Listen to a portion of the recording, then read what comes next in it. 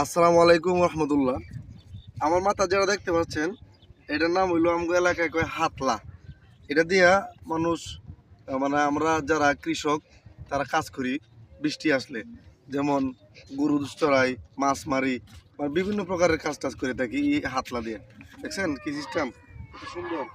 হ্যাঁ, এটা হলো ছাতার বিকল্প। ছাতা তো হাতে ধরে রাখতে হয়, এটা হাতে ধরে রাখতে হয় না। এটা এভাবে এভাবে মাথায় দিয়া, এই যে এটা দিয়ে বান দিয়া এমন যে কোনো কাজ কাজ করা যায়, কোনো সমস্যা হয় না। এই জন্য এই সুবিধাটা, সারাটা শরীর শুকনো থাকে, শরীরও ভিজে না। একবার কোমর পর্যন্ত, দেখতে পাচ্ছেন। হ্যাঁ, তো অত্যন্ত সুন্দর একটা জিনিস। তো আপনাদের যাদের এলাকায় এটা নাই, আপনারা এটা বানাতে পারেন। দেখেন বানানোর সিস্টেমটা, এই মাথা, এই দেখছেন, অনেক সুন্দর। ওকে, তো আসলে গ্রামের কিছু জিনিস আমরা আধুনিকতার চুয়ায় উঠে যেতেছে। যেমন এই জিনিসটা এখন পাওয়াই যায় না। এখন এই জিনিসটা এখন আর নাই বলতে গেলে চলে, কারণ আমরা আধুনিকতার চুয়ায় চলে এসেছি, কিন্তু এগুলো ইউজ করি না। তো খুব সুন্দর, কিন্তু আমার কাছে খুব ভালো লাগে এই জিনিসটা।